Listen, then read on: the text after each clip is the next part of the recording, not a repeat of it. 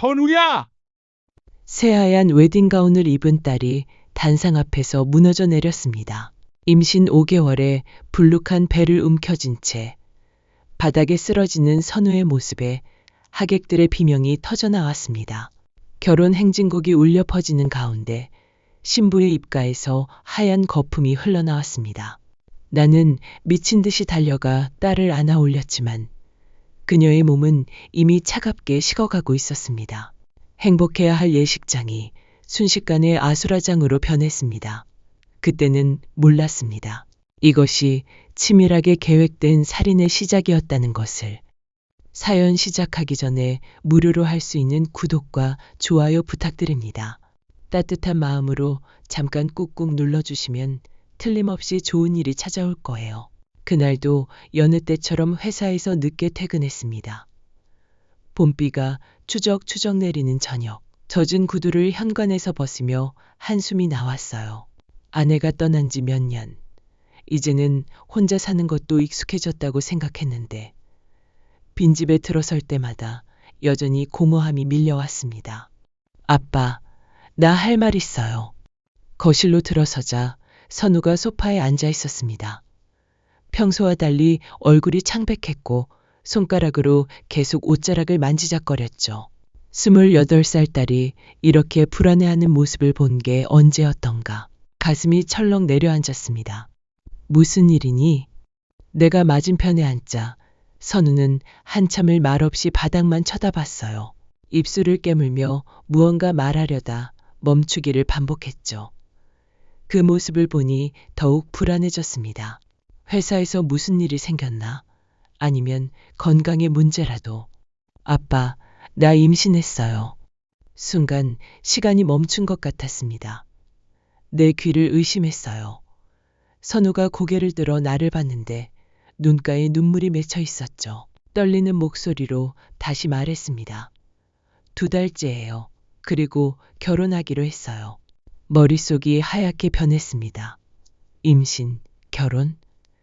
선우가 누군가를 만난다는 얘기조차 들은 적이 없었는데, 아니, 작년에 잠깐 누군가가 있다고 했다가 별로라며 정리했다고 하지 않았던가. 말문이 막힌 채 딸을 바라보고만 있었어요. 상대가 누구니? 간신히 물었습니다. 선우가 한숨을 쉬며 대답했죠. 최민준이라는 사람이에요. 작년에 잠깐 얘기했던 기억하시죠? 기억났습니다. 선우가 회사 거래처에서 만난 남자라며 몇 번 언급했던 사람. 하지만 나를 너무 부담스럽게 쫓아다녀서 싫다고 했었죠. 그런데 그 사람과 임신을 도저히 이해가 되지 않았습니다. 잠깐, 그 사람 아니라고 하지 않았니? 부담스럽다고. 선우가 고개를 숙였습니다. 손가락이 더 빨리 옷자락을 만지작거렸어요. 무언가 숨기는 게 분명했죠. 사실은 작년 연말에 일이 힘들어서 술을 많이 마셨어요. 그날도 민준 씨가 또 찾아왔는데 거절하려다가 위로받고 싶어서 같이 마셨죠. 그리고 말끝을 흐렸지만 무슨 일이 있었는지는 충분히 알 수 있었습니다. 분노가 치밀어 올랐어요. 딸이 취한 틈을 노렸다는 건가? 주먹을 꽉 쥐었지만 애써 참았습니다. 지금 중요한 건 선우의 마음을 다치게 하지 않는 거였으니까요. 그래서 결혼하기로 한 거니? 민준 씨가 책임지겠다고 해요. 아이니까 당연하다고. 저도 나이가 있고 혼자 키울 자신은 없어서. 선우의 목소리에는 확신이 없었습니다. 사랑해서가 아니라 상황 때문에 결혼하는 거였죠. 가슴이 미어졌어요. 내 딸이 이런 선택을 해야 한다니. 그 사람 다시 만나보고 싶구나. 다음 날 저녁, 선우가 민준을 집으로 데려왔습니다. 현관문이 열리고 낯선 남자가 들어왔을 때 첫인상부터 뭔가 이상했어요. 너무 말끔한 외모, 과도하게 반듯한 자세, 그리고 부자연스러울 정도로 완벽한 미소. 마치 잘 훈련된 영업사원 같았죠. 안녕하십니까, 아버님. 최민준입니다. 90도로 인사하는 모습이 정중했지만 왜인지 소름이 돋았습니다. 악수를 나누며 그의 눈을 봤는데 웃고 있는 입가와 달리 눈동자는 차가웠어요. 계산적인 눈빛이었죠. 29년 넘게 사업하며 수많은 사람을 만났지만 이런 이질감을 느낀 건 처음이었습니다. 거실에 앉아 차를 마시며 대화를 나눴습니다. 민주는 막힘없이 자신을 소개했어요. 34살, 무역회사 과장, 연봉 5천만 원, 서울의 9억대 전세 아파트 보유. 스펙은 나쁘지 않았죠. 하지만 말하는 내내 시선이 내 얼굴과 거실 곳곳을 스캔하듯 훑었습니다. 우리 집 살림살이를 가늠하는 것 같았어요. 선우 씨를 정말 사랑합니다. 책임지고 행복하게 해드리겠습니다. 민준의 말투는 유창했지만 감정이 느껴지지 않았습니다. 대본을 읽는 것 같았죠. 텅 빈 울림이었습니다. 11개월 동안 선우를 쫓아다녔다고 들었는데 내가 단도직입적으로 물었습니다. 순간 민준의 표정이 미세하게 굳었다가 다시 미소를 지었어요. 처음 봤을 때부터 운명이라고 느꼈습니다. 거절당해도 포기할 수 없었어요. 그런데 왜 하필 딸이 술 취한 날에? 아빠, 선우가 급히 말을 잘랐습니다. 얼굴이 빨개진 채 나를 노려봤죠. 민주는 여전히 미소를 유지했지만 손가락이 미세하게 떨리는 걸 봤습니다. 긴장하고 있었어요. 왜일까? 죄송합니다, 아버님. 그날은 정말 제가 경솔했습니다. 하지만 결과적으로 선우 씨와 가정을 꾸리게 되어 오히려 감사하게 생각합니다. 감사하다고? 내 딸을 임신시켜 놓고 분노가 치밀었지만 꾹 참았습니다. 선우를 위해서라도 냉정해야 했어요. 그날 밤 민준이 돌아간 후 선우와 단둘이 남았습니다. 딸은 피곤한 표정으로 소파에 기대어 있었죠. 임신 초기라 입덧도 시작됐다고 했어요. 선우야, 정말 괜찮니? 그 사람과 결혼해도 후회 안 할 자신 있어? 선우가 배를 쓰다듬으며 쓴 웃음을 지었습니다. 솔직히 모르겠어요. 하지만 아이는 아빠가 필요하잖아요. 민준 씨가 나쁜 사람은 아니에요. 좀 부담스럽긴 했지만 그 사람 가족은 부모님은 뭐라고 하시니? 아직 못 만났어요. 지방에 계신데요. 조만간 인사드리러 가기로 했어요. 지방. 확인하기 어려운 거리였죠. 뭔가 석연치 않았지만 더 캐물을 수는 없었습니다. 이미 선우는 결정한 것 같았으니까요. 침대에 누워서도 잠이 오지 않았습니다. 민준의 차가운 눈빛이 자꾸 떠올랐어요. 11개월 동안 집요하게 쫓아다니다가 결국 술 취한 틈을 노렸다는 것도 마음에 걸렸죠.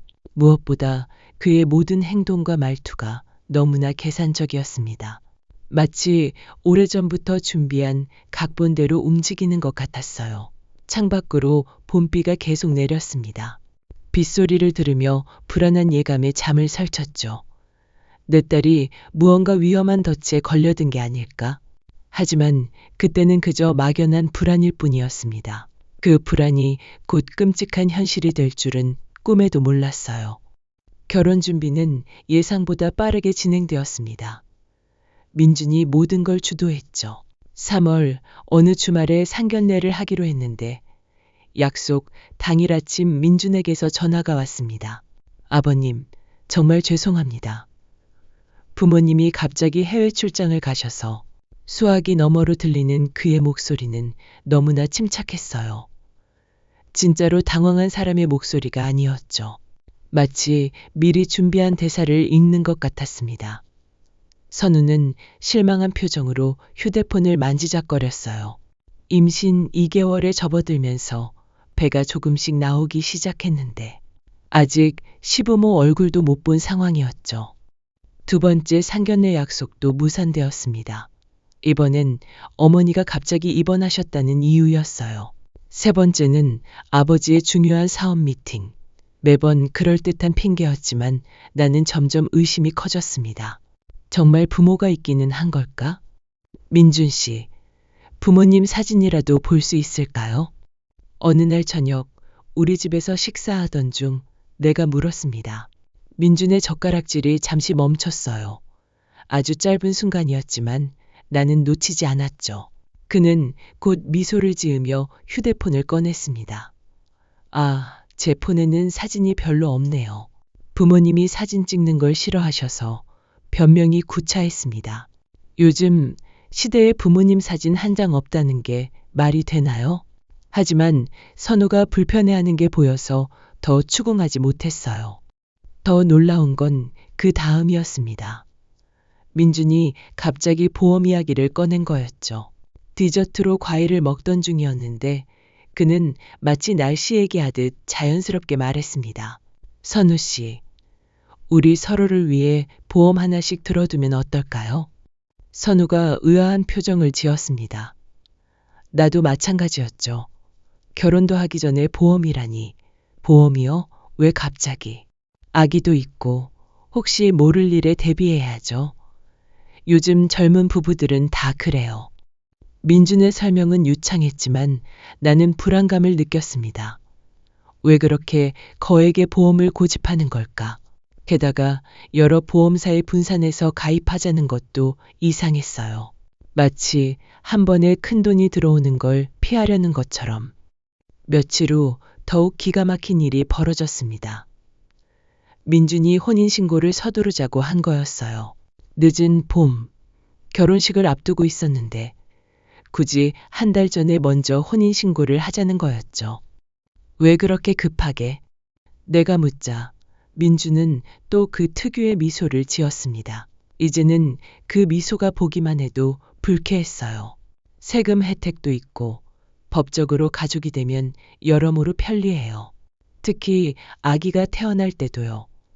논리적인 설명이었지만 뭔가 다른 의도가 숨어 있는 것 같았습니다.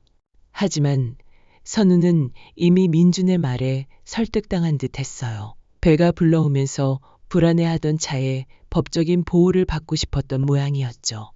그날 밤 나는 오랜 친구 현우에게 전화를 걸었습니다. 경찰에서 은퇴한 후 사설 탐정 일을 하고 있는 그에게 민준의 신상을 조사해달라고 부탁했어요. 최민준, 30대 중반, 무역회사 과장이라. 알았어. 한번 알아볼게. 6일 후 현우가 찾아왔습니다. 그의 표정이 심상치 않았어요. 서류 봉투를 건네며 그가 말했죠. 이상해. 이 사람 기록이 너무 깨끗해. 깨끗하다는 게 무슨 뜻이야? 말 그대로야. 너무 완벽해서 오히려 수상해. 4년 전 기록부터만 있어. 그 이전은 아무것도 없어. 4년 전 그때부터 최민준이라는 사람이 존재하기 시작했다는 거였습니다.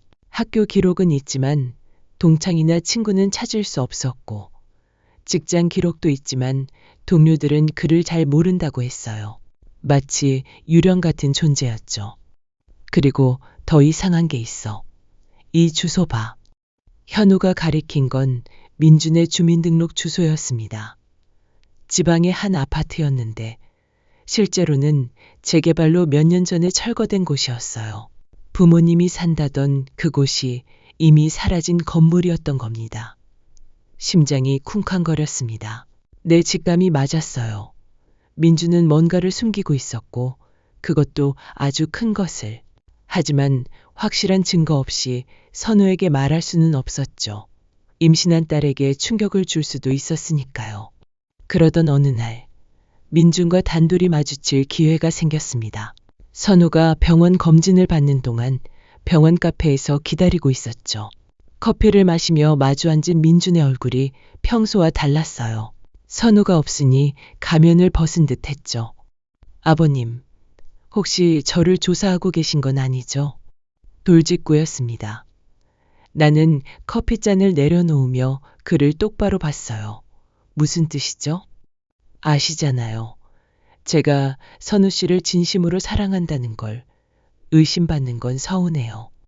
진심 그 단어를 말할 때 그의 눈은 차가웠습니다. 경고하는 것 같았어요. 더 파헤치지 말라고. 부모님은 언제 뵐 수 있을까요? 내가 화제를 돌렸습니다. 민준의 턱 근육이 미세하게 경직되는 게 보였어요. 곧 오실 거예요. 결혼식에는 꼭 참석하신다고 하셨으니까. 연락처라도 알 수 있을까요? 사돈이 될 사이인데. 아버님, 때가 되면 다 만나실 거예요. 너무 서두르지 마세요. 그의 목소리에는 날이 서 있었습니다. 더 이상 묻지 말라는 경고였죠. 하지만 나는 물러설 수 없었어요. 내 딸이 위험할 수도 있었으니까. 집으로 돌아오는 차 안에서 선우가 행복한 표정으로 초음파 사진을 보고 있었습니다. 뱃속에 아기는 건강하게 자라고 있었어요. 그런 딸을 보며 나는 결심했습니다. 무슨 일이 있어도 선우와 아기를 지켜야 한다고. 설령 내 의심이 틀렸다 해도 후회하는 것보다는 나았으니까요. 하지만 그때는 몰랐습니다. 이미 너무 늦었다는 것을. 민준의 계획은 이미 막바지에 이르렀고 내 딸은 그 무서운 함정 속으로 깊이 빠져들고 있었다는 것을. 늦은 봄 어느 날, 그날은 유난히 맑았습니다. 구름 한 점 없는 하늘이 마치 축복이라도 내리는 것 같았죠. 하지만 내 가슴 속에는 여전히 불안감이 가득했습니다. 호텔 대기실 거울 앞에서 넥타이를 매만지며 나는 복잡한 심경을 감추려 애썼어요. 선우가 들어왔습니다. 순백의 웨딩가운을 입은 딸의 모습에 나는 숨이 멎는 것 같았죠. 임신 5개월 차라 배가 제법 나왔지만 특별 제작한 드레스가 그것마저도 아름답게 감싸주고 있었습니다. 민준이 아이가 태어나기 전에 엄마의 가장 아름다운 모습을 봐야 한다며 결혼식을 서둘렀죠. 그 말이 그럴듯하게 들렸지만 지금 생각해보면 다른 이유가 있었던 것 같습니다. 아빠, 저 어때요? 선우가 조심스럽게 돌며 물었습니다. 임신한 몸으로도 행복해 보이려 애쓰는 딸의 모습이 안쓰러웠어요. 우리 딸이 제일 예쁘지. 손주도 이렇게 예쁜 엄마를 봐서 좋겠구나. 내가 억지로 미소를 지으며 말했습니다. 사실 마음 한구석에는 여전히 불안감이 도사리고 있었지만 오늘만큼은 딸을 위해 감춰야 했죠. 아빠, 민준 씨 부모님 오셨대요. 아까 인사드렸는데 정말 좋은 분들이시더라고요. 선우의 말에 나는 조금 놀랐습니다. 그토록 만나기를 회피하던 민준의 부모가 결국 왔다는 거였죠. 어쩌면 내가 너무 의심이 많았나 싶은 생각도 들었습니다. 예식장으로 가는 길에 신랑 측 대기실에 들렀습니다. 60대 중반으로 보이는 품이 있는 노부부가 앉아 있었어요. 은발의 여성은 우아한 미소를 지었고 백발의 남성은 근엄해 보였죠. 민준이 그들을 소개했습니다. 아버님, 저희 부모님이십니다. 나는 정중히 인사를 했습니다. 민준의 어머니라는 분이 내 손을 잡으며 말했죠. 선우 씨 같은 며느리를 맡게 되어 정말 기쁩니다. 곧 증손주도 보게 되고 정말 감사합니다. 목소리는 따뜻했지만 왠지 모르게 어색한 느낌이 들었습니다. 손도 이상하게 차가웠어요. 하지만 그때는 긴장 때문이라 생각했죠. 적어도 부모가 나타난 것만으로도 안심이 되었으니까요. 예식장은 수백 명이 넘는 하객들로 가득했습니다. 대부분 우리 쪽 친척들과 선우 친구들이었죠. 신랑 측 하객은 90명 정도였는데 민준의 부모 외에는 죄다 낯선 얼굴들이었습니다. 결혼 행진곡이 울려 퍼졌습니다. 선우와 함께 레드카펫을 걸으며 나는 딸의 무거운 걸음걸이가 신경 쓰였어요. 임신 5개월의 결혼식이라니 보통은 출산으로 미루거나 간소하게 하는데 민주는 이상하리만큼 성대한 결혼식을 고집했죠. 단상에서 기다리는 민준의 모습은 완벽했습니다. 하지만 내가 선우의 손을 그에게 넘겨주는 순간 그의 눈빛에서 묘한 긴장감을 포착했어요. 기쁨이나 감동이 아닌 마치 중요한 거래를 성사시킨 사람 같은 안도감이었죠. 주례사가 시작되고 14분쯤 지났을까요? 선우의 표정이 갑자기 일그러졌습니다. 처음에는 오래 서 있어서 힘든가 싶었어요. 임신 후기라 그럴 수도 있으니까요. 하지만 이마에 송골송골 맺히는 땀방울이 예사롭지 않았죠. 선우가 배를 움켜잡았습니다. 얼굴이 하얗게 질려가는 게 멀리서도 보였어요. 입술이 파르르 떨리기 시작했죠. 신음소리가 마이크를 타고 식장에 울려 퍼졌습니다. 순간 술렁임이 일었어요. 나는 벌떡 일어났습니다. 본능적으로 뭔가 크게 잘못되었다는 것을 알았죠. 선우가 무릎을 꺾었습니다. 민준이 재빨리 그녀를 붙잡았지만 이미 선우는 의식을 잃어가고 있었어요. 그리고 다음 순간 내 딸이 바닥으로 쓰러졌습니다. 불룩한 배를 감싼 채로. 선우야! 나는 미친 듯이 달려갔습니다. 하객들이 비명을 지르며 일어섰고 누군가는 구급차를 부르라고 소리쳤죠. 하지만 내 눈에는 오직 바닥에 쓰러진 딸만 보였습니다. 선우를 조심스럽게 안아 올렸습니다. 무거운 몸이 축 늘어져요. 눈은 반쯤 감겨 있었고 입가에는 거품이 맺혔죠. 나는 떨리는 손으로 딸의 맥박을 짚었습니다. 희미하게 뛰고 있었지만 점점 약해지고 있었어요. 선우야, 아빠야, 정신 차려. 희미하게 눈꺼풀이 떨렸습니다. 선우가 간신히 눈을 떴어요. 초점 없는 눈동자가 나를 찾아 헤맸죠. 입술이 미세하게 움직였습니다. 나는 귀를 바짝 댔어요. 아빠, 뭔가 이상해요. 아침에 민준 씨가 비타민이라고. 말을 끝맺지 못했습니다. 선우의 눈이 스르르 감겼어요. 동시에 배를 움켜쥐며 고통스러운 표정을 지었죠. 뱃속에 아이도 위험하다는 신호였습니다. 구급차가 도착했습니다. 들것에 선우를 옮기는 동안 나는 민준을 봤어요. 놀랍게도 그는 너무나 침착했습니다. 땀 한 방울 흘리지 않고 구급대원들에게 선우의 상태를 설명하고 있었죠. 마치 미리 준비한 것처럼. 임신 5개월이고 평소 빈혈이 있었습니다. 오늘 아침에 임신부 비타민을 복용했고요. 비타민.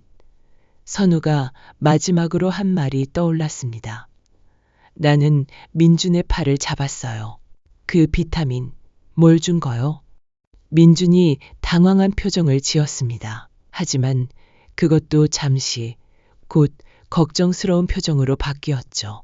병원에서 처방받은 거예요. 철분제랑 엽산이요. 왜 그러십니까? 구급대원이 서두르라고 재촉했습니다. 나는 할 수 없이 구급차에 올랐어요. 민준도 타려고 했지만 나는 막았습니다. 당신은 오지 마시오. 하객들 정리나 하고 있어요. 차가운 내 목소리에 민준의 표정이 굳어졌습니다. 하지만 이상하게도 반박하지 않았어요. 오히려 순순히 물러났죠. 병원까지 가는 내내 의료진이 선우에게 응급처치를 했습니다. 산소 마스크를 씌우고 링거를 꽂고 태아 심박수를 체크했죠. 모니터에서 들리는 아이의 심장 소리가 점점 약해지고 있었습니다. 아이가 위험합니다. 응급 제왕절개를 해야 할 것 같습니다. 구급대원의 말에 내 가슴이 무너져 내렸습니다. 선우의 손을 꼭 잡으며 기도했어요. 제발 둘 다 살려달라고. 딸과 손주 모두 무사하게 해달라고. 응급실에 도착하자마자 선우는 수술실로 실려갔습니다. 나는 복도에 주저앉았어요. 시간이 얼마나 흘렀을까요? 59분 같기도 하고 11개월 같기도 했습니다. 수술실 문이 열렸습니다. 의사의 굳은 표정을 본 순간 나는 모든 걸 예감했어요. 죄송합니다. 산모가 수술 중 심정지가 왔습니다. 급성 중독 증상으로 보입니다. 아이는 응급 제왕절개로 꺼냈지만 의사의 말이 흐려졌습니다. 아니, 내 귀가 듣기를 거부했는지도 모르죠. 중독. 그 단어만이 머릿속을 맴돌았습니다. 아이는 어떻게 됐습니까? 간신히 물었습니다. 의사가 고개를 저었어요. 5개월이라 미숙아였는데 산모의 중독 물질이 태반을 통해 전달된 것 같습니다. 최선을 다했지만 더 이상 듣고 싶지 않았습니다. 딸도 손주도 모두 잃었다는 현실이 믿기지 않았어요. 결혼식장에서 웨딩드레스를 입고 행복해하던 딸이 뱃속의 아이와 함께 이렇게 가다니. 병원 복도에 민준이 나타났습니다. 그의 부모라는 사람들도 함께였죠. 민준이 다가와 슬픈 표정을 지었지만 그 눈빛은 차가웠습니다. 아버님, 선우가 내가 죽였어. 내가 그의 멱살을 잡으며 소리쳤습니다. 주변 사람들이 놀라 말렸지만 나는 놓지 않았죠. 아침에 뭘 먹인 거야? 비타민이 아니었어. 그렇지? 민준이 억울한 표정을 지었습니다. 그의 부모라는 사람들이 나를 말리며 위로했지만 그들의 손길조차 거짓처럼 느껴졌어요. 화장합시다. 선우 씨도 그걸 원했을 거예요. 민준의 말에 나는 전율했습니다. 딸이 죽은 지 59분도 안 됐는데 화장을 하자고. 그것도 부검도 하기 전에. 절대 안 돼. 부검을 해야 해. 내 딸이 왜 죽었는지 알아야겠어. 내 단호한 목소리에 민준의 얼굴이 일그러졌습니다. 처음으로 그의 완벽한 가면에서 균열이 생기는 것을 봤죠. 아버님 뜻을 따르겠습니다. 너무 쉽게 물러서는 것이 오히려 더 의심스러웠습니다. 무언가 다른 수를 준비하고 있는 것 같았어요. 그날 오후 보험회사에서 전화가 왔습니다. 나는 복도로 나가 전화를 받았죠. 박정민 님이시죠? 고 박선우님의 보험금 지급 관련해서 연락드렸습니다. 보험금이요? 무슨 보험 말입니까? 네. 박선우님께서 한 달 전에 저희 회사 생명보험에 가입하셨는데요. 보험금이 수억 원입니다. 수익자가 배우자 최민주님으로 되어 있네요. 수억 원. 그 금액에 나는 현기증을 느꼈습니다. 한 달 전이면 정확히 혼인신고를 한 직후였죠. 보험회사 직원이 계속 말했습니다. 그런데 가입 후 이렇게 빨리 사고가 나서 저희도 조사를 좀 해봐야 할 것 같습니다. 특히 사망 원인이 중독이라고 하셔서 혹시 경찰 조사 결과나 부검 결과가 나오면 저희에게도 알려주시면 감사하겠습니다. 전화를 끊고 나는 다리에 힘이 풀려 벽에 기댔습니다. 수억 원이라니. 선우가 그런 거액의 보험을 들었다는 것도 그것을 나에게 숨겼다는 것도 충격이었죠. 아니, 정확히는 민준이 들게 한 것이겠지만 빈소로 돌아가니 민준이 누군가와 또 통화를 하고 있었습니다. 이번에는 숨기지도 않고 대놓고 했죠. 네, 엄마. 괜찮아요. 아버님이 화장을 반대하셔서. 네, 알겠습니다. 엄마. 그가 끊고 나서 나는 물었습니다. 어머니와 통화했소? 네, 미국에서 걱정하고 계셔서요. 오시고 싶어 하시는데 건강이 안 좋으셔서. 또 그 핑계였습니다. 나는 문득 결혼식장에서 본 그의 부모가 떠올랐어요. 분명히 봤는데 왜 미국에 있다는 건지. 하지만 그때는 너무 정신이 없어서 제대로 기억이 나지 않았습니다. 밤이 깊어갈수록 의심은 더욱 커졌습니다. 민주는 빈소를 지키면서도 계속 무언가를 계산하는 듯한 표정을 지었어요.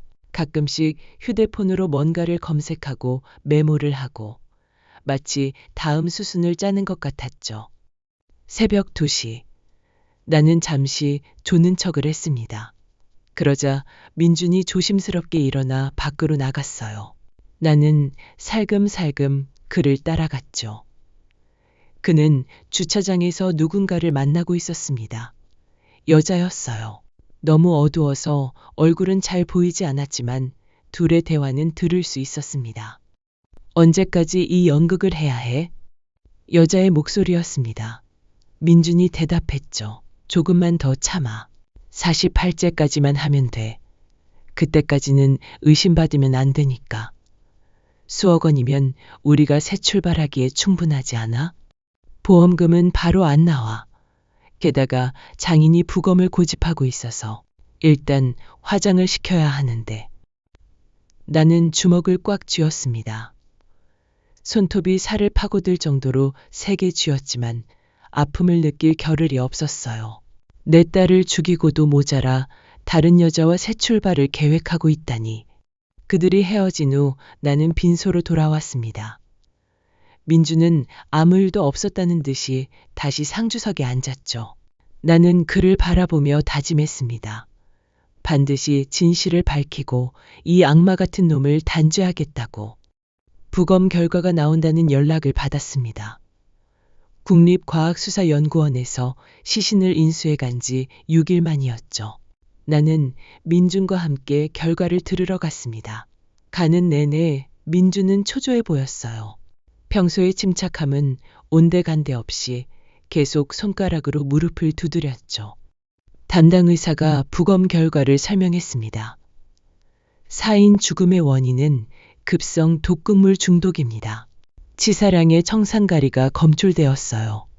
청산가리. 그 단어에 나는 온몸이 얼어붙는 것 같았습니다. 내 딸이 독살당했다는 확실한 증거였죠. 의사가 계속 말했습니다.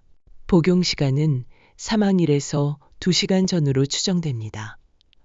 아마 아침 식사 때 섭취한 것 같은데 음식이나 약이 섞여 있었을 가능성이 큽니다. 나는 민준을 돌아봤습니다. 그의 얼굴은 창백해져 있었어요. 하지만 곧 슬픈 표정을 지으며 말했죠. 어떻게 이런 일이, 선우가 왜? 그 연기가 역겨웠습니다. 나는 그의 멱살을 잡고 싶었지만 참았어요. 아직은 때가 아니었으니까. 확실한 증거를 잡아야 했습니다. 병원을 나오며 민준이 말했습니다. 이제 경찰 조사를 받아야겠네요. 누가 선우를 죽였는지 꼭 밝혀야 합니다. 그 뻔뻔한 모습에 나는 속으로 다짐했습니다. 그래, 꼭 밝혀지고 말 거다. 내가 내 딸을 죽였다는 것을. 그리고 너는 반드시 그 대가를 치르게 될 거라고. 장례를 치른 지 6일이 지났습니다. 나는 여전히 악몽 같은 현실을 받아들이기 힘들었죠. 매일 아침 눈을 뜨면 이 모든 것이 꿈이었기를 바랐지만 빈집 안에 정적이 잔인한 진실을 일깨워 주었습니다. 선우의 방은 그대로였어요. 임신을 알고 기뻐하며 사둔 아기용품들이 먼지만 쌓여가고 있었죠. 그날도 나는 현우를 만나기 위해 대구로 향했습니다. 민준에 대한 조사가 어떻게 진행되고 있는지 듣기 위해서였죠. 약속 시간보다 일찍 도착한 나는 근처 호텔 로비에서 기다리기로 했습니다. 그런데 그곳에서 믿을 수 없는 광경을 목격하게 되었어요. 호텔 1층 연회장에서는 결혼식이 한창이었습니다. 우연히 화장실을 가던 중 열린 문틈으로 본 신랑 신부의 모습이 행복해 보였죠. 불과 한 달 전 내 딸도 저렇게 행복했을 텐데. 가슴이 미어지는 것을 참으며 발걸음을 돌리려는 순간이었습니다. 아이고, 우리 며느리가 참 예쁘구먼. 익숙한 목소리에 나는 걸음을 멈췄습니다. 돌아보니 화려한 한복을 입은 여성이 젊은 여자와 대화를 나누고 있었어요. 그 얼굴을 본 순간 나는 심장이 멎는 것 같았습니다. 민준의 어머니였어요. 분명 미국에 있다던 그 사람이 여기서 뭐라는 거지? 나는 본능적으로 기둥 뒤에 몸을 숨기고 그들을 지켜봤습니다. 그때 남자 목소리가 들렸죠. 자네가 이번엔 신부 어머니 역할이군. 나는 신랑 아버지야. 뒤를 돌아보니 민준의 아버지라던 남자가 역시 한복을 입고 서 있었습니다. 하지만 놀라운 것은 그들의 대화 내용이었어요. 오늘은 대사가 좀 많네. 우리 아들이 좋은 며느리를 만나서 다행이다. 잘 부탁한다. 이런 거지. 맞아. 근데 저번 결혼식 때보다는 나은 것 같아. 그때는 신랑이 좀 이상했잖아. 뭐였더라? 김성호. 그 이름이 나왔을 때 나는 주먹을 꽉 쥐었습니다. 온몸에 소름이 돋았어요. 이 사람들은 연기자였던 겁니다. 내 딸의 결혼식에 와서 민준의 부모 행세를 했던 것이죠. 아, 맞아. 그 신부가 결혼식 도중에 쓰러졌다며 뉴스에서 봤어.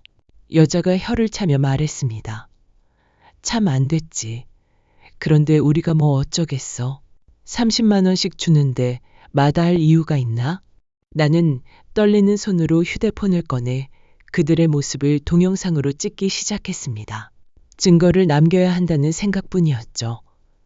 두 사람은 곧 연회장 안으로 들어갔고 나는 그들을 따라갔습니다.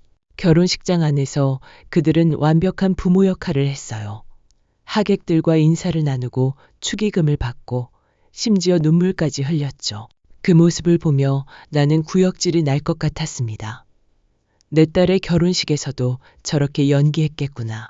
나는 그들의 따뜻한 말에 속아 안심했었는데 59분쯤 지났을까요? 결혼식이 끝나고 그들이 밖으로 나왔습니다.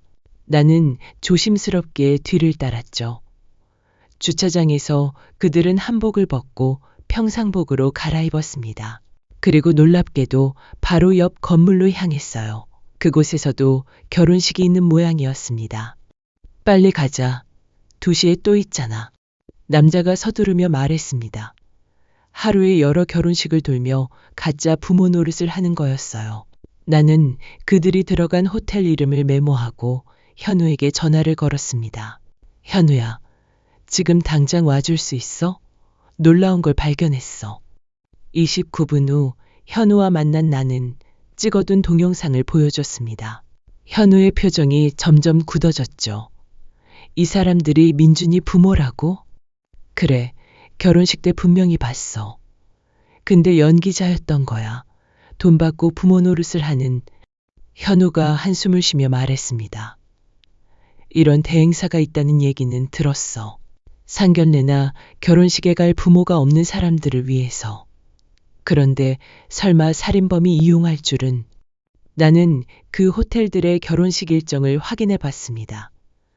놀랍게도 한 달에 수십 건의 결혼식이 있었고 그중 상당수가 부모 대행을 이용한다는 소문이 있었죠. 현우가 수소문 끝에 그 대행사의 연락처를 알아냈습니다. 다음 날 나는 가명으로 그 대행사에 연락했습니다. 부모님이 돌아가셔서 결혼식에 대신 와줄 사람이 필요하다고 했죠. 상담원은 친절하게 설명했습니다. 하루에 수십만 원이고요. 상견례는 따로입니다. 연기 경력이 있는 분들이라 자연스러우실 거예요. 혹시 최민준이라는 분도 이용했나요? 순간 정적이 흘렀습니다. 상담원이 경계하는 목소리로 물었죠. 고객 정보는 말씀드릴 수 없는데요. 누구신지. 나는 전화를 끊었습니다. 하지만 그 짧은 침묵이 모든 것을 말해주고 있었어요. 현우가 며칠 더 조사한 결과 충격적인 사실들이 드러났습니다. 그 연기자들은 최근 1년간 최민준의 결혼식에 3번이나 참석했다는 거였죠. 매번 다른 신부였지만 신랑은 항상 최민준이었습니다. 정민아, 이거 완전히 계획적인 연쇄범죄야. 가족이 없다고 속이고 가짜 부모까지 동원해서 신부 측을 안심시킨 다음. 현우의 말을 들으며 나는 온몸이 떨렸습니다. 내 딸이 얼마나 교묘한 함정에 빠졌는지 이제야 깨달았어요. 민주는 처음부터 선우를 목표로 삼고 접근했던 겁니다. 11개월의 구애도 헌신적인 모습도 모두 계산된 연기였죠. 그날 밤 나는 선우의 일기장을 다시 펼쳤습니다. 민준과의 만남에 대한 기록을 찾기 위해서였죠. 그리고 충격적인 구절을 발견했습니다. 민준 씨가 부모님이 미국에 계신데 어릴 때 부모님이 이혼하셔서 혼자 자랐다고 한다. 그래서 가족의 따뜻함을 늘 그리워했다고 한다. 나랑 결혼하면 정말 행복한 가정을 만들고 싶다고. 왠지 마음이 아팠다. 민주는 선우의 동정심을 이용했던 겁니다. 불쌍한 과거를 꾸며내고 외로운 남자를 연기하며 선우의 마음을 녹였던 거죠. 그리고 임신이라는 약점을 잡자마자 결혼을 서둘렀고 가짜 부모까지 동원해 완벽한 신랑을 연출했습니다. 나는 주먹으로 책상을 내리쳤습니다.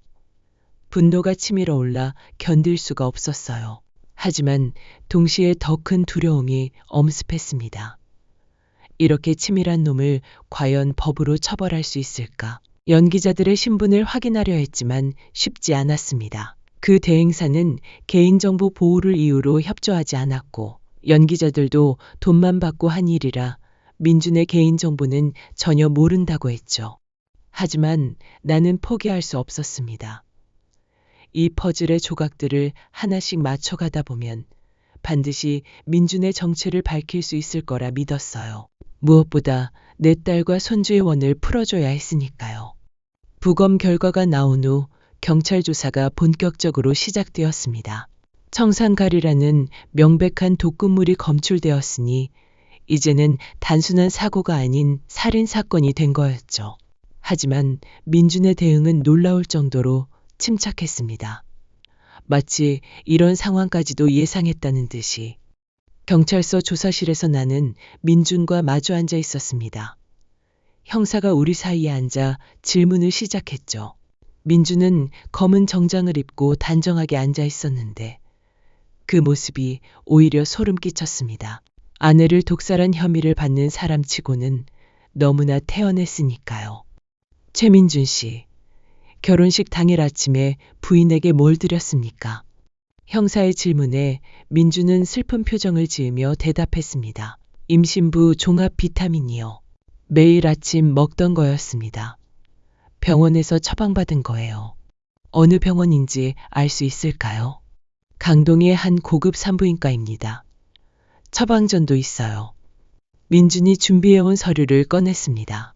깔끔하게 정리된 처방전과 약 봉투까지. 형사가 서류를 검토하는 동안 나는 민준의 표정을 살폈어요.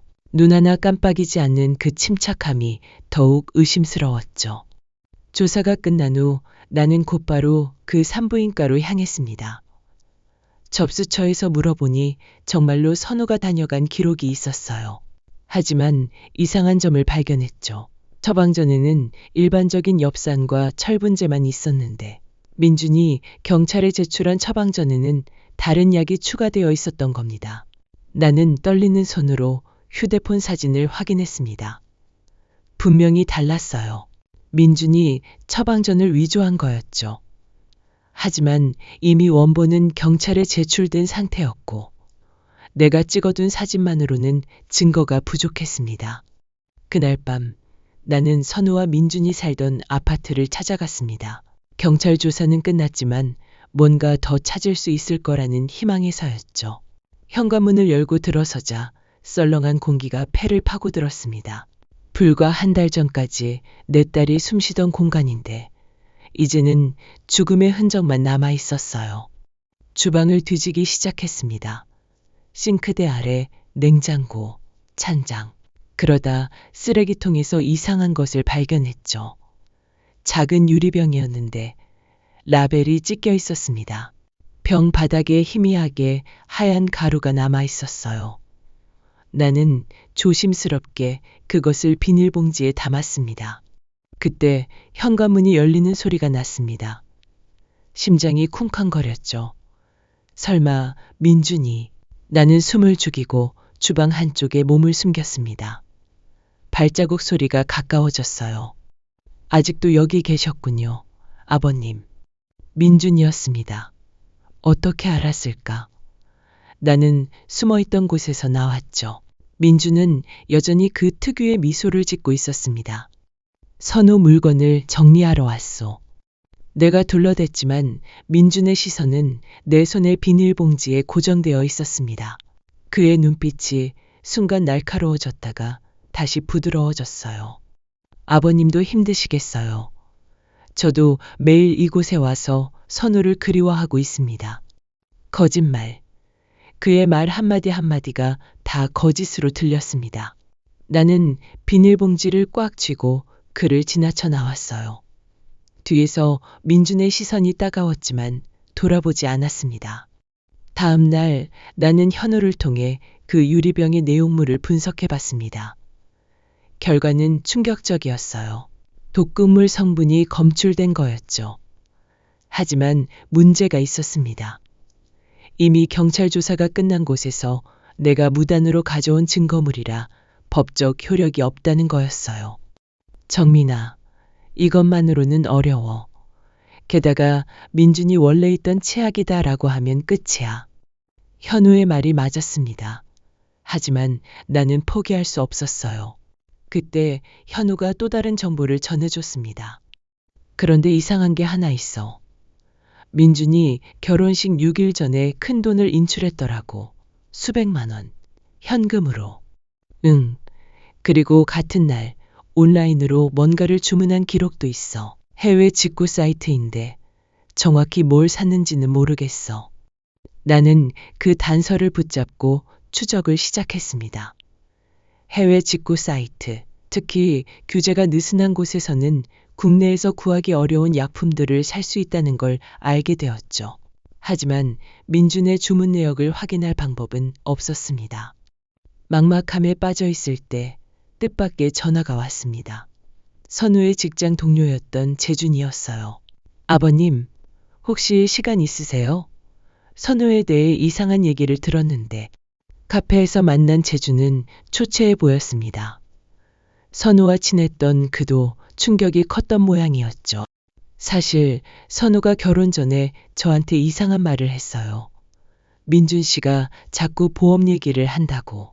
그것도 여러 개를 들자고 했대요. 여러 개? 네. 생명보험은 기본이고 상해보험, 질병보험까지. 그것도 전부 고액으로. 선우가 부담스러워했는데 민준 씨가 서로를 위한 거다. 나도 똑같이 들 테니까 라고 설득했다고. 내 손이 떨리기 시작했습니다. 재준이 계속 말했어요. 그런데 더 이상한 건 민준 씨가 보험 설계사를 직접 데려왔대요. 그것도 여러 회사에서. 선우가 왜 이렇게 많이 드냐고 물으니까 분산 투자라고 했다던데. 분산 투자. 그 말에 소름이 돋았습니다. 여러 보험사에 나눠서 가입하면 한 번에 큰 보험금이 지급되는 것을 피할 수 있죠. 보험 사기를 의심받지 않으려는 치밀한 계산이었던 겁니다. 그리고 선우가 마지막으로 한 말이 민준 씨가 결혼식 전날 특별한 영양제를 줬는데 맛이 이상했다고. 쓴맛이 나는데 민준 씨가 원래 그런 거다. 아기한테 좋은 거니까 꼭 먹어야 한다고 했대요. 특별한 영양제. 그게 바로 독약이었던 거였습니다. 나는 주먹을 꽉 쥐었어요. 분노로 온몸이 떨렸지만 동시에 더 많은 증거가 필요하다는 것도 알고 있었죠. 집으로 돌아온 나는 선우가 남긴 모든 것을 다시 뒤지기 시작했습니다. 휴대폰, 노트북, 일기장. 그러다 선우의 이메일에서 충격적인 것을 발견했어요. 민준이 보낸 메일이었는데 제목은 우리 아기를 위한 최고의 선물이었습니다. 메일을 열어보니 링크가 하나 있었어요. 해외 건강식품 사이트였죠. 그리고 민준이 추천한 제품들 목록이 있었는데 그중 하나가 수상했습니다. 천연 미네랄 파우더라고 되어 있었지만 성분 표시가 모호했어요. 나는 그 제품을 검색해 봤습니다. 그리고 충격적인 사실을 발견했죠. 그 사이트는 이미 폐쇄되었고 판매자는 여러 차례 사기 혐의로 고발된 전력이 있었습니다. 특히 가짜 건강식품에 유독 물질을 섞어 판매했다는 의혹도 있었어요. 증거가 하나둘 모이고 있었습니다. 하지만 결정적인 것이 부족했죠. 민준이 직접 독약을 구매했다는 증거. 그리고 그것을 선우에게 먹였다는 확실한 증거가 필요했습니다. 나는 다시 한번 다짐했습니다. 반드시 민준의 죄를 밝혀내고 내 딸과 손주의 원수를 갚겠다고. 만약 법이 그를 처벌하지 못한다면 내가 직접 심판을 내릴 각오도 되어 있었습니다. 현우의 사무실은 담배 연기로 자욱했습니다. 책상 위에는 서류 더미가 산처럼 쌓여 있었고 컴퓨터 모니터 여러 대가 동시에 켜져 있었죠. 현우가 피곤한 얼굴로 나를 맞이했습니다. 며칠 동안 밤을 새워가며 조사한 흔적이 역력했어요. 정민아, 앉아. 찾아낸 게 있어. 현우가 건넨 서류를 받아든 순간 나는 손이 떨리기 시작했습니다. 첫 장에는 사진이 한 장 있었는데 민준의 얼굴이었지만 이름은 달랐어요. 김성호라고 적혀 있었죠. 최민준은 가명이야. 진짜 이름은 김성호. 30대 중반, 4년 전에 개명했더라고. 개명. 그것부터가 수상했습니다. 현우가 다음 장을 넘기라고 손짓했어요. 거기에는 더욱 충격적인 내용이 있었습니다. 첫 번째 결혼. 2017년 3월 이미경과 결혼. 같은 해 7월 급성 심장 마비로 사망. 사망보험금 4억 원. 나는 숨이 막혔습니다. 현우가 담배를 깊게 빨아들이며 말을 이었죠. 이경 씨는 평소 건강했대. 마라톤을 즐길 정도로. 그런데 결혼 3개월 만에 갑자기 심장마비라니. 두 번째 페이지. 2018년 11월 정수진과 결혼. 2019년 3월 정수진 교통사고로 사망. 사망보험금 4억 원. 교통사고? 설마. 맞아. 수상해. 새벽에 혼자 운전하다가 가드레일을 들이받았대. 그런데 목격자도 없고 블랙박스도 고장이었다고 해. 세 번째 페이지를 넘기는 내 손은 이미 부들부들 떨리고 있었습니다. 세 번째 페이지. 2020년 5월 한유리와 결혼. 2020년 11월 한유리 음독 자살. 사망 보험금 5억 원. 자살이라고? 내 목소리가 갈라졌습니다. 현우가 고개를 저으며 설명했어요. 유서가 있었대. 우울증 치료를 받고 있었다고. 그런데 이상한 건 결혼 전까지는 우울증 기록이 전혀 없었다는 거야. 그리고 마지막 페이지. 2023년 4월 박선우와 결혼. 결혼식 당일 독극물 중독으로 사망. 사망보험금 8억 원. 4명의 여성, 모두 20대 후반에서 30대 초반. 모두 결혼 후 4개월 이내에 사망. 그리고 점점 늘어나는 보험금. 나는 서류를 내려놓고 머리를 감쌌습니다. 현기증이 났어요. 내 딸이 4번째 희생자였다니. 그것도 가장 많은 보험금을 노린. 이놈은 연쇄살인범이야. 현우가 무거운 목소리로 말했습니다. 그런데 더 기가 막힌 게 있어. 이 여자들의 공통점을 찾았는데. 현우가 노트북을 돌려 보여줬습니다. 화면에는 4명의 여성 사진이 나란히 있었어요. 나는 숨을 들이켰습니다. 놀랍도록 비슷했던 거예요. 긴 생머리, 갸름한 얼굴형, 순한 인상. 마치 한 사람을 3번 더 그린 것 같았죠. 외모뿐만 아니야. 모두 부모님이 한 분만 계시거나 일찍 돌아가신 경우야. 형제 자매도 없거나 사이가 멀고. 그리고 현우가 잠시 말을 멈추고 나를 봤습니다. 그 눈빛에서 나는 더 충격적인 사실이 있다는 걸 알았어요. 뭐야? 말해. 모두 임신 중이었어. 심장이 멎는 것 같았습니다. 4명 모두. 현우가 고개를 끄덕였어요. 이미경 씨는 임신 1개월, 정수진 씨는 2개월, 한유리 씨는 3개월, 그리고 선우는 5개월. 내가 간신히 말했습니다. 점점 임신 월수가 늘어났다는 것도 소름 끼쳤어요. 마치 실험이라도 하는 것처럼. 현우가 담배를 비벼 끄며 말했습니다. 이놈은 철저히 타깃을 정해. 가족이 많지 않아서 보호받기 어려운 여성. 순하고 의심을 잘 안 하는 성격. 그리고 임신으로 약해진 상태. 완벽한 먹잇감이지. 나는 주먹을 쥐었습니다. 손톱이 살을 파고들었지만 아픔을 느낄 겨를이 없었어요. 분노가 모든 감각을 마비시켰으니까. 그런데 경찰은 왜 이걸 몰랐을까? 내 질문에 현우가 한숨을 쉬었습니다. 각각 다른 지역이었어. 강동, 대구, 그리고 이번엔 다시 강동. 게다가 사망 원인도 다 달라. 심장마비, 교통사고, 자살, 중독사. 연결점을 찾기 어려웠겠지. 악마 같은 놈. 지역을 옮겨다니며 사망 원인도 다르게 해서 연쇄살인을 숨긴 거였습니다. 전 아내들의 가족은 이미 경 씨는 어머니만 계셨는데 요양원에 계시고, 정수진 씨는 아버지가 계셨지만 돌아가셨고, 한유리 씨는 양부모님이 계신데. 현우가 전화번호가 적힌 메모를 건넸습니다. 만나볼 생각이야. 나는 고개를 끄덕였습니다. 다른 피해자 가족들을 만나야 했어요. 혼자서는 이 악마를 잡을 수 없다는 걸 알았으니까. 이틀 후 나는 한유리의 양어머니를 만났습니다. 카페 구석자리에 마주 앉은 그녀의 얼굴은 내 것만큼이나 초췌했어요. 딸을 잃은 어머니의 얼굴은 다 비슷한가 봅니다. 유리가 정말 자살한 게 아니라고요? 그녀의 목소리는 떨렸습니다. 나는 현우가 조사한 자료를 보여주며 설명했어요. 김성호, 아니 최민준의 연쇄범죄에 대해 그녀의 눈에서 눈물이 흘렀습니다. 알고 있었어요. 유리가 그럴 아이가 아니라는 걸. 그렇게 아기를 기다렸는데 그녀가 가방에서 사진을 꺼냈습니다. 한유리의 결혼 사진이었어요. 그 옆에 서 있는 민준의 모습을 보니 또다시 분노가 치밀었죠. 그 사람 정말 좋은 사위인 줄 알았어요. 유리한테 그렇게 잘해줬거든요.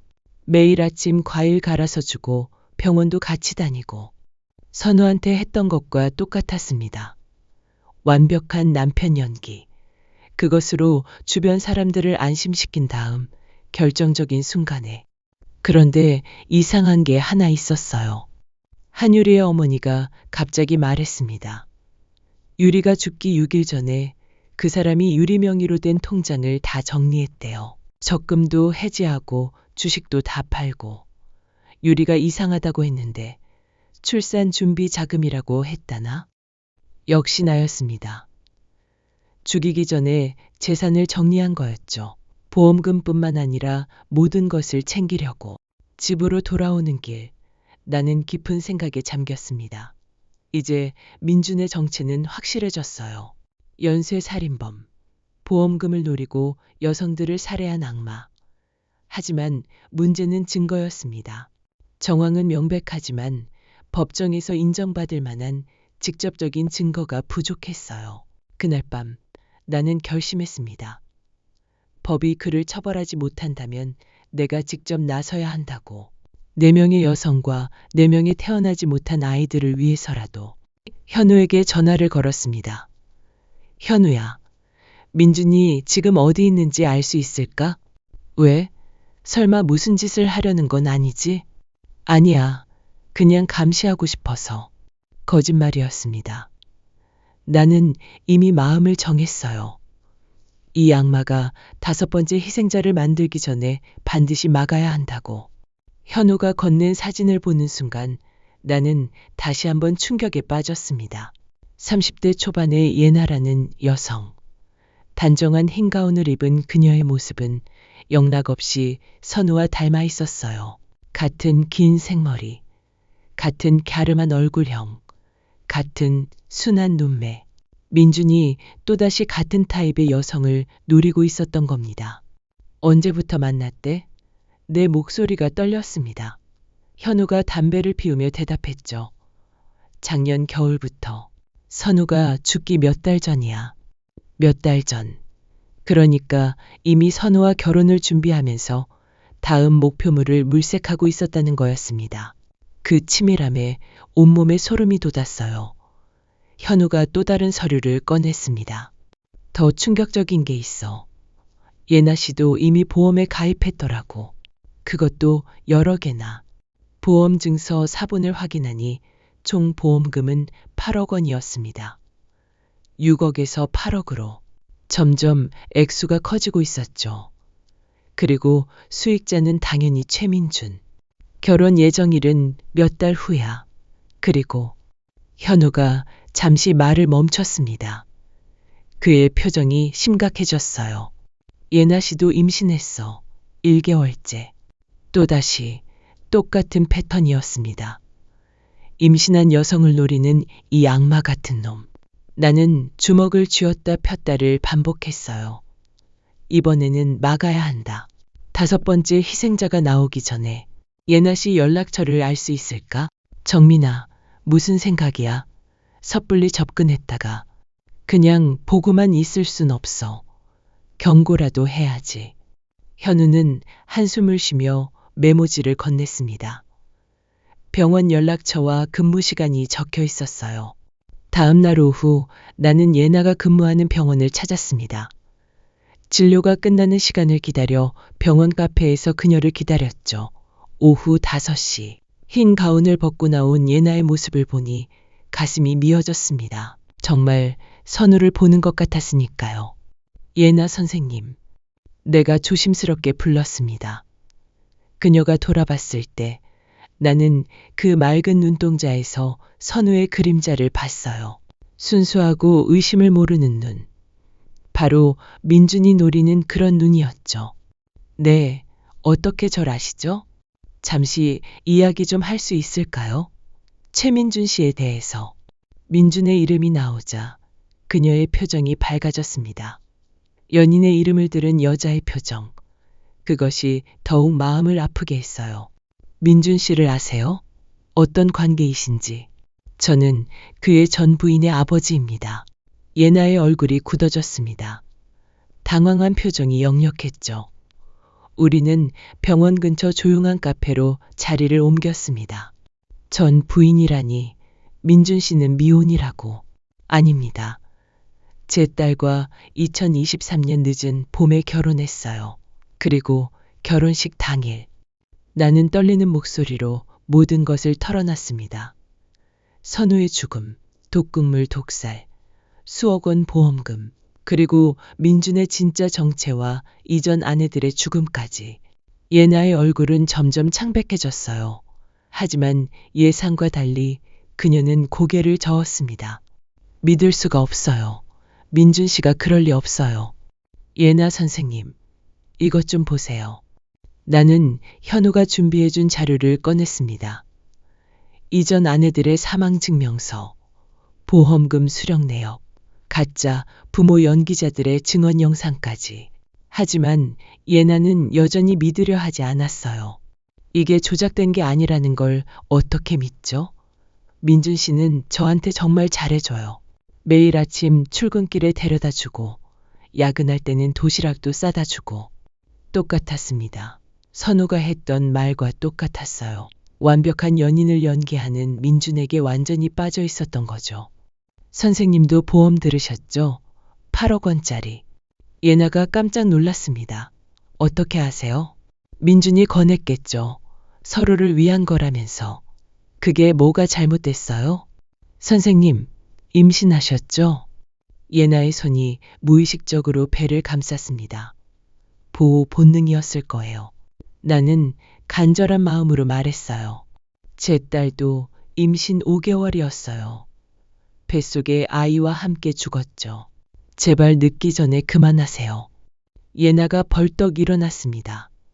그녀의 눈에는 분노가 서려 있었어요. 모르는 분이 와서 이런 터무니없는 이야기를.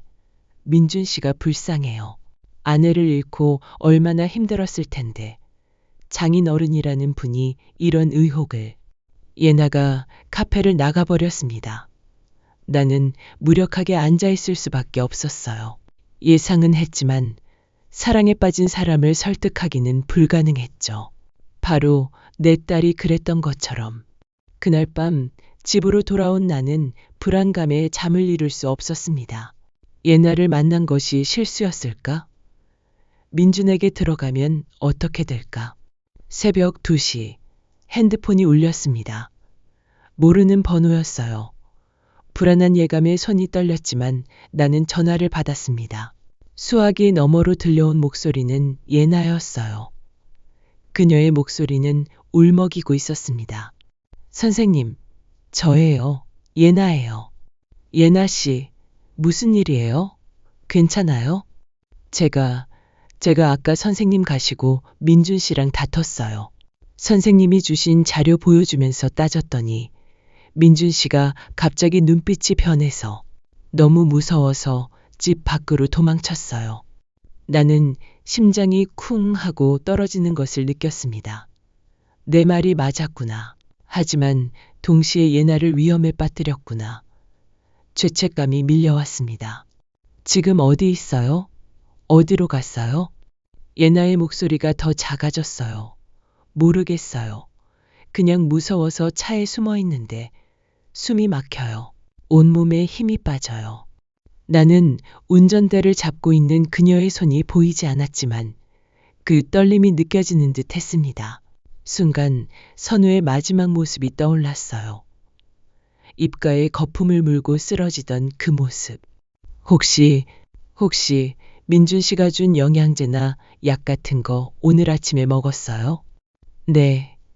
오늘 아침에 민준 씨가 새로 사왔다고 하얀 알약을 하나 줬어요. 아기한테 좋다고 해서. 온몸에 피가 식는 기분이었습니다.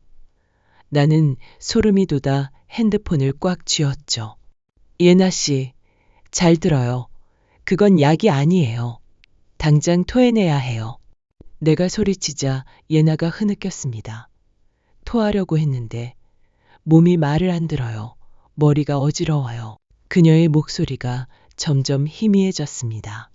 예나 씨, 정신 차려요. 나 지금 갈게요. 내가 갈 테니까 제발. 선생님, 죄송해요. 믿지 않아서. 미안해요. 마지막 말과 함께 전화가 끊겼습니다. 나는 미친 듯이 차키를 움켜쥐고 집을 나섰습니다. 밤 2시에 고속도로는 한산했지만 내 마음은 폭풍우가 몰아치는 바다 같았어요. 제발 늦지 않게 해주세요. 나는 속으로 외쳤습니다. 내 딸과 손주를 지키지 못했던 것처럼 예나까지 잃을 수는 없었으니까요. 나는 미친 듯이 차를 몰았습니다.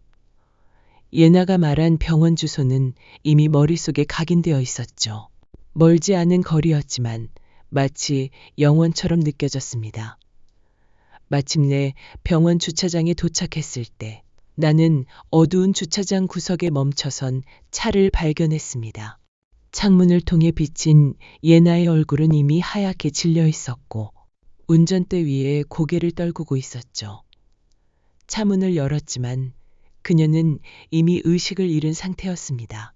나는 떨리는 손으로 그녀의 맥박을 짚었고 그 순간 가슴이 찢어지는 듯한 절망을 느꼈습니다. 맥박이 느껴지지 않았으니까요. 그때 등 뒤에서 낯익은 목소리가 들려왔습니다. 아버님, 왜 여기에 계세요? 돌아보니 최민준이 어둠 속에서 걸어 나오고 있었습니다. 그는 굳게 닫힌 차 문을 향해 걸어오며 천천히 미소를 지었습니다. 그의 손에는 작은 봉투가 들려 있었고 그 안에는 돈다발이 들어있는 것처럼 보였죠. 예나 씨를 찾고 있었나 보네요.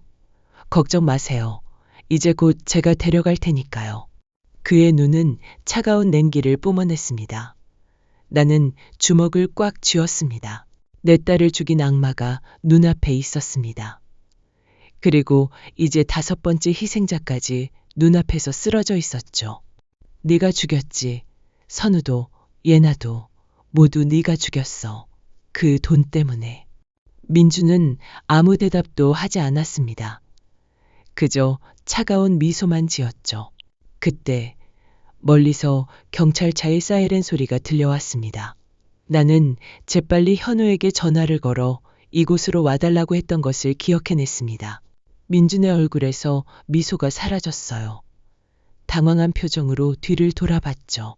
경찰차가 점점 가까워지자 그는 미련 없이 돌아서서 주차장 반대편으로 뛰어 도망가기 시작했습니다. 나는 그를 쫓아가려 했지만 그 순간 앰뷸런스 소리가 들려왔습니다. 예나를 살리는 것이 먼저였습니다. 나는 무릎을 꿇고 그녀를 안고 괜찮아요. 제발 살아줘요 하고 속삭였습니다. 하지만 그녀의 몸은 점점 더 차갑게 식어갔습니다. 이후 민주는 붙잡혔습니다. 그는 4명의 여성을 살해한 혐의로 기소되었고 재판 과정에서 그의 악행이 낱낱이 밝혀졌습니다. 나는 법정에서 그의 가면이 벗겨지는 것을 똑똑히 지켜봤고 그가 무기징역을 선고받는 것을 보며 마침내 내 딸과 손주의 원혼을 조금이나마 달래줄 수 있었습니다. 하지만 내 마음속의 슬픔과 고통은 사라지지 않았습니다. 오늘도 나는 선우의 방에 들어가 그녀가 남긴 일기장을 읽으며 이 세상에 남겨진 선우의 흔적들을 더듬어 봅니다.